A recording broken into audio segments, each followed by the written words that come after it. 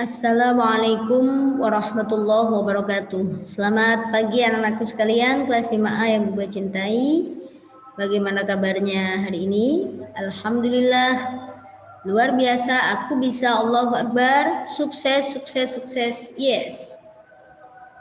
Nah anak-anak, sebelum kita melakukan pembelajaran pada hari ini, marilah kita berdoa terlebih dahulu agar Allah Subhanahu wa Ta'ala memberikan kelancaran pada aktivitas kita hari ini, dan ilmu yang kita dapatkan menjadi ilmu yang bermanfaat. Berdoa dimulai. A'udzubillahi minasyaitonirrajim. Bismillahirrahmanirrahim. Alhamdulillahirabbil alamin. Arrahmanir rahim. Maliki yaumiddin. Iyyaka na'budu wa iyyaka nasta'in. Ihdinas siratal mustaqim. Shiratal ladzina an'amta 'alaihim ghairil maghdubi 'alaihim waladdallin. Amin. Baiklah anak-anakku, untuk pembelajaran hari ini adalah pembelajaran yang pertama, mata pelajaran matematika. Nah, Bu Biba akan share screen.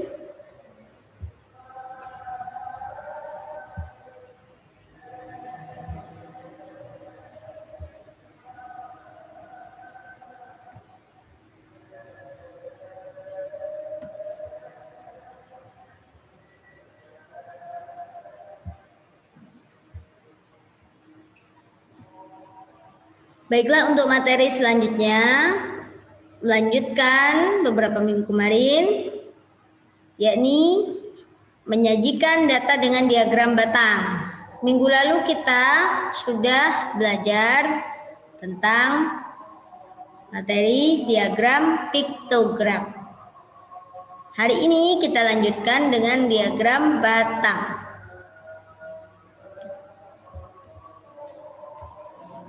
Nah, coba kalian baca bacaan tersebut. Dayu mencatat profesi semua orang tua di kelas 5 SD Nusantara 01. Setelah menanya satu persatu diperoleh data profesi orang tua siswa kelas 5 SD Nusantara 1 adalah sebagai berikut. Pegawai negeri sipil PNS sebanyak 8 orang, TNI sebanyak 5 orang, petani sebanyak 12 orang, guru sebanyak 3 orang, wira swasta sebanyak 2 orang. Diagram batang dari data di atas adalah sebagai berikut.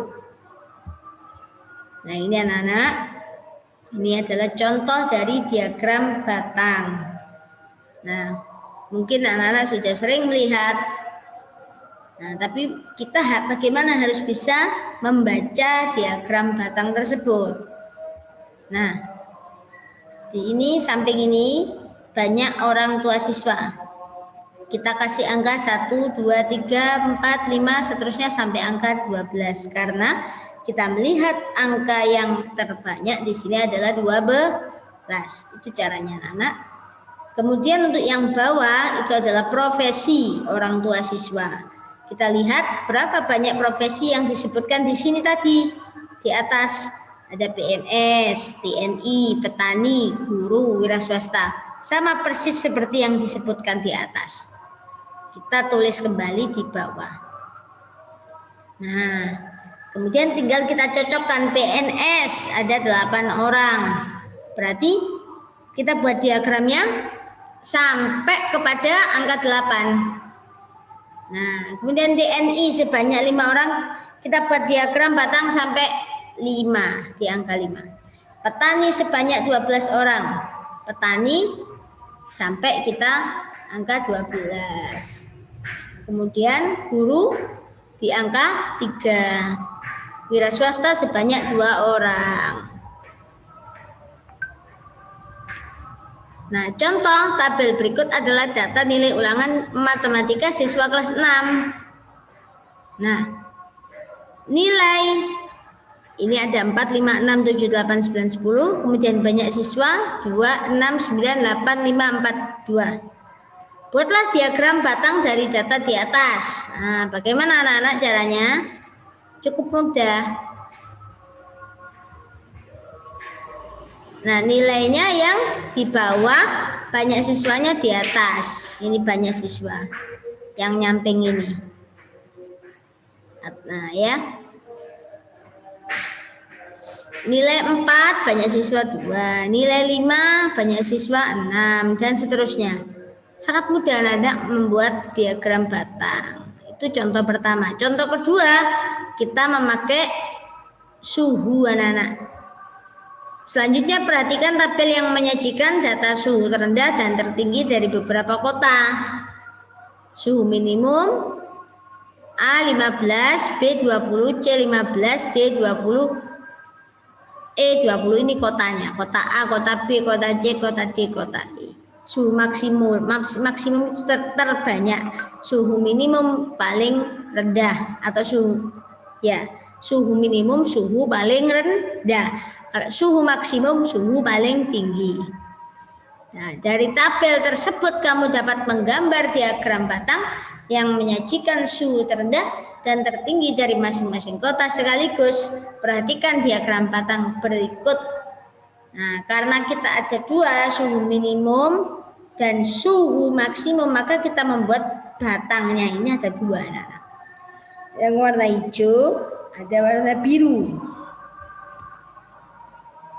Nah, untuk warna hijau itu adalah maksimum, untuk biru minimum. Dari tabel tersebut kita bisa melihat. Nah, kota A minimumnya 15. 15 itu di antara 20 dan 10 ya. Karena ini kelipatannya 5. 5, 10, 15 per satu kota itu 5. 5, 10, 15, 20, 25, 30, 35, 40. Satu kotaknya kita kasih satuan 5, kelipatan 5. Nah, suhu maksimumnya kota A 30, maka batangnya kita paskan di angka 30. Kota B 20 dan 35. 20, 35. Kemudian kota C 15 dan 30. 15, 30. Kota D 20 dan 35. 20 dan 35. Kota E 20 dan 35. 20 dan 35 sama. Nah, inilah bentuk diagram batang yang sudah sesuai dengan tabel yang tersebut di atas tadi ya anak. Nah, berdasarkan diagram batang di atas diperoleh data sebagai berikut. Suhu terendah kota A 15 derajat, suhu tertinggi kota A 30 derajat. Nah, ini keterangan ini ya anak-anak adalah hasil dari kita membaca diagram batang yang ada ini. Ya anak-anak ya. Nah, sangat mudah anak-anak. Baiklah, untuk tugasnya kalian buka yang ada bukunya, kalian buka halaman 233. Yang tidak punya bukunya bisa melihat siaran YouTube ini, bisa kalian perbesar, insya Allah kalian bisa melihat. Berikut ini adalah data pekerjaan orang tua siswa kelas 4 sampai 6 Nusantara 5. Petani ada 25 orang, nelayan ada 15 orang, penjahit ada 8 orang, wirausaha ada 13 orang, pedagang 12 orang, tentara 6 orang, polisi 2 orang, guru 6 orang, buruh 15. Nah, buatlah diagram batang dari data tersebut. Nah, ini sudah ada contohnya seperti yang awal tadi anak-anak. Tinggal kalian membuat diagram batang. Caranya sangat mudah anak-anak. Untuk jumlah orangnya kalian membuat vertikal, garis vertikal menyamping dari angka 1 sampai angka 5. Kita cari angka yang terbanyak. Nah, ini berapa? 25. Berarti kalian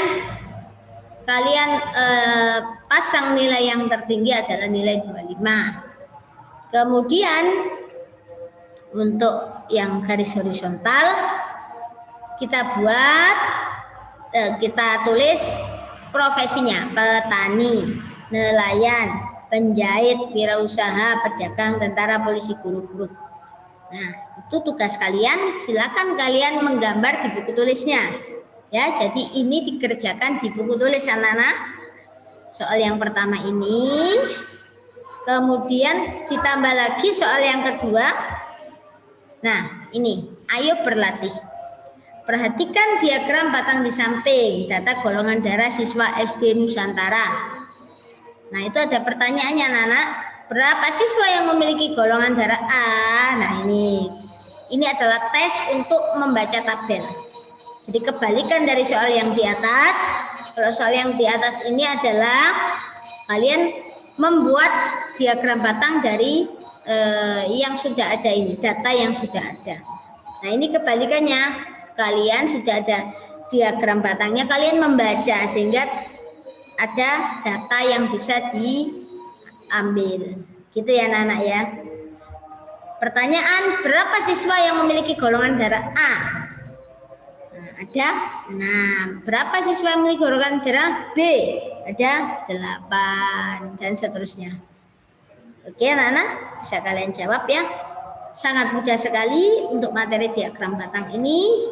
Insya Allah anak-anak bisa mengerjakan semuanya. Ya, baiklah, itu tadi materi jam pertama. Untuk selanjutnya dilanjutkan lebih langsung jam kedua, yakni kita lanjutkan tema 9 PB 4 ya. Baiklah, langsung saja. Nah, PB 4 anak-anak, kalian bisa persiapkan bukunya di rumah, atau kalau tidak ada, anak-anak juga bisa melihat share screen dari YouTube-nya Bu Biba. PB 4 ya, kita sudah sampai PB 4. Sepulang sekolah Udin hendak beristirahat. Udin mendengarkan radio sambil tiduran. Acara yang Udin dengarkan yaitu lagu-lagu daerah. Banyak selingan iklan sebagai jeda lagu. Salah satu iklan yang didengar Udin adalah iklan pengobatan alternatif. Nah, ini. Tidak lama kemudian Udin tidur. Udin lupa mematikan radionya. Bangun tidur, Udin langsung mematikan radionya. Udin beranjak dari tempat tidurnya menuju kamar mandi untuk mencuci muka. Setelah mencuci muka, Udin bergabung dengan ibu, ayah, dan adik di ruang keluarga menonton televisi. Nah, itu adalah kurang lebih bacaan tentang iklan elektronik yang kemarin sudah kalian pelajari anak-anak. Contohnya ada di radio, televisi, itu adalah iklan elektronik. Nah, isi iklan elektronik itu sangat beragam anak-anak. Ya, macam-macam itu isinya iklannya. Nah, ini iklan yang dilihat di Ayo Mengamati, ini adalah iklan televisi menayangkan gambar partai-partai politik dalam pemilu 2014. Itu juga iklan anak-anak, iklan politik, partai politik. Nah, kalau ini, iklan ini berisi tentang ajakan kepada khalayak untuk membeli aplikasi pendidikan anak berbahasa Indonesia. Tuh. Dan 3 iklan ini ditayangkan melalui televisi. Nah, ini iklan sampo bersih kuat lebat. Nah, itu jenis iklan kecantikan. Macam-macam ya anak-anak isi iklan elektronik itu ya.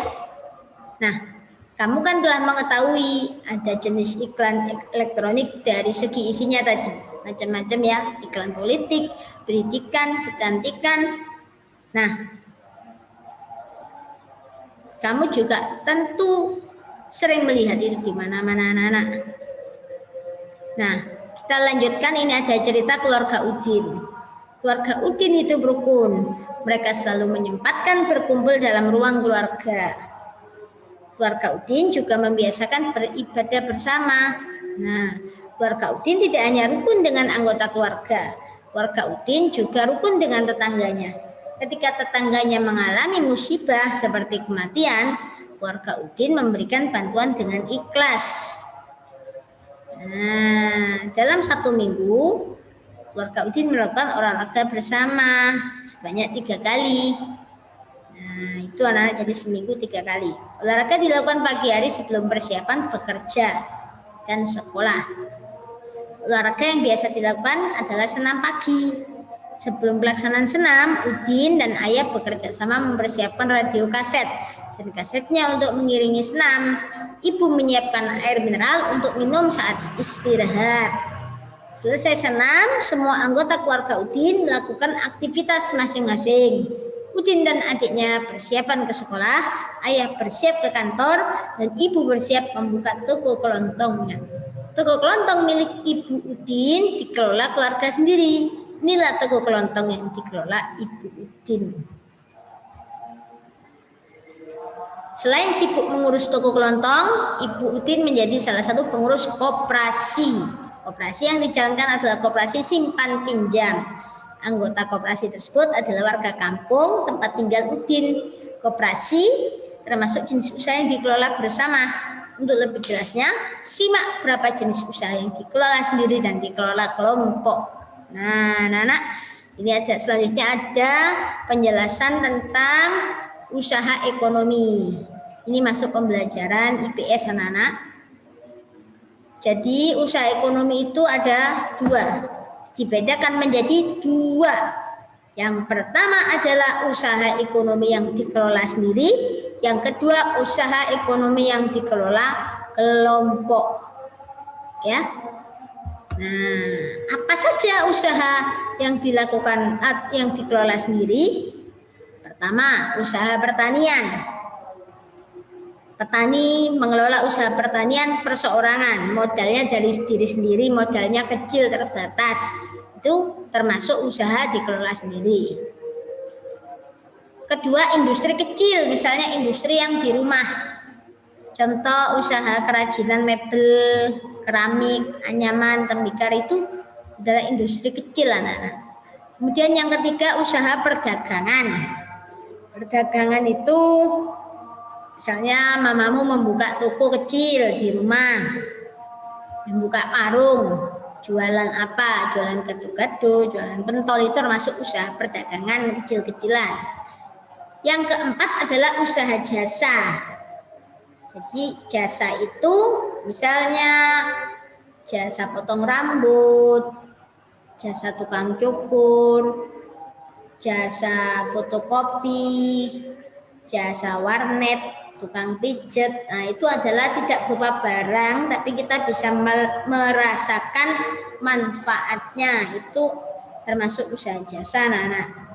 Kemudian yang kedua, ya, usaha ekonomi yang dikelola kelompok. Apa saja? Yang pertama, firma. Firma itu didirikan 2 orang, anak-anak. Perusahaan yang didirikan sedikitnya 2 orang. Biasanya pendiri firma orang-orang yang sudah saling kenal. Nah, itu sudah bukan milik sendiri lagi, maksudnya sudah dikelola kelompok. Paling sedikit 2 orang kalau firma. Yang kedua, CV. Nah, ini sudah sering kalian lihat atau kalian dengar. Komanditer, Vennootschap atau persekutuan komanditer. CV adalah perusahaan yang didirikan oleh 1 orang pengusaha atau lebih. Jadi 1 orang atau lebih. Modalnya bisa dari penanam modal. Pengusaha menjadi pimpinan perusahaan dan bertanggung jawab atas kelangsungan hidup perusahaan. Para penanam modal mempercayakan pengelolaan CV kepada pengusaha. Jadi ada pihak yang saham menanam modal, ada yang bagian pengelolaan. Nah, perusahaan yang CV ini bisa dikembangkan dari firma. Nah, firma itu 2 orang, kemudian ditambahi penanam modal, maka dia sudah bisa menjadi CV. Selanjutnya lagi yang lebih besar adalah PT atau perseroan terbatas. Perusahaan yang modalnya diperoleh dari penjualan saham. Nah, ini lebih besar lagi, anak-anak. Saham adalah surat berharga sebagai tanda keikutsertaan menanamkan modal dalam perusahaan. Ini sudah hubungannya kelompoknya sangat lebih luas lagi, anak-anak. Itu PT. Makanya lebih besar dari CV. Kemudian selanjutnya BUMN, Badan Usaha Milik Negara. Nah, kalau BUMN itu seluruh modalnya dimiliki atau didanai oleh negara. Contohnya biasanya Perum, depannya ada Perum. Perum-perumnas itu semua biayanya dari negara. Perjan, perusahaan jawatan, dan perusahaan perseroan macam-macam. Persero, nah itu. Perusahaan air, perusahaan listrik, ya loh, PLT, listrik, air, dan yang pokoknya yang pokok-pokok itu adalah perusahaan yang dibiayai sepenuhnya oleh negara. Selanjutnya perusahaan daerah, modalnya dimiliki oleh pemerintah daerah. Nah itu. Kemudian terakhir ada koperasi anak-anak. Apa itu koperasi? Koperasi itu usaha bersama dalam bidang ekonomi, kerjasama berdasarkan prinsip saling membutuhkan dan kesamaan kebutuhan anggotanya. Di Indonesia ada 5 bentuk koperasi, yaitu koperasi konsumsi, koperasi simpan pinjam, koperasi produksi, koperasi jasa, koperasi serba usaha. Tapi yang paling banyak itu yang mungkin anak-anak sering dengar atau sering lihat adalah koperasi simpan pinjam. Itu biasanya hampir seperti bank. Kita bisa menyimpan uang di sana, kita bisa meminjam ya uang di sana. Itu hampirlah mirip dengan bank, tapi bunganya lebih kecil, itu namanya koperasi simpan pinjam. Nah, kalau koperasi yang lain ada juga konsumsi, ya itu jadi kerjasama nanti hasilnya dibagi bersama, itu namanya koperasi ya anak-anak ya. Nah, baiklah untuk tugasnya. Ini ada di halaman 102 anak-anak. Ada di halaman 102. Kerjasama dengan orang tua, ini tugasnya. Apa yang dilakukan orang tuamu untuk mencukupi kebutuhan keluarga? Coba tanyakan kepada mereka. Kemudian tuliskan jawaban orang tuamu pada kolom berikut. Nah, anak-anak, ini adalah tugas yang kedua, pelajaran kedua, yakni tema. Kalian kerjakan di buku tulis seperti biasanya. Baiklah anak-anak ya, itu tadi 2 tugasnya. Yang pertama matematika tadi, ada 2 soal. Yang kedua ada 1 soal ini. Kalian tanyakan kepada orang tua kalian, kira-kira apa yang dilakukan oleh orang tua kalian untuk mencukupi kebutuhan kalian sekeluarga itu apa. Nah, itu ada hubungannya dengan usaha tadi. Usaha atau kegiatan ekonomi. Baiklah anak-anak, selamat belajar, selamat mengerjakan. Kerjakan 2 tugas dari Bu Biba. Ya, tetap semangat. Walaupun kita sedang puasa, kita harus tetap semangat karena insya Allah sebentar lagi kita akan merayakan hari yang sangat kita nanti-nantikan, adalah hari raya Idul Fitri ya. Jadi insya Allah beberapa hari lagi kita merayakan hari raya Idul Fitri. Maka Bu Biba juga mengucapkan sebelum besok benar-benar Idul Fitri, Bu Biba mengucapkan minal aidin wal faidin. Apabila Bu Biba ada salah selama mengajar, Bu Biba minta maaf yang sebesar-besarnya. Baiklah anak-anakku, sampai berjumpa. Tetap semangat belajar hari ini. Wassalamualaikum warahmatullahi wabarakatuh.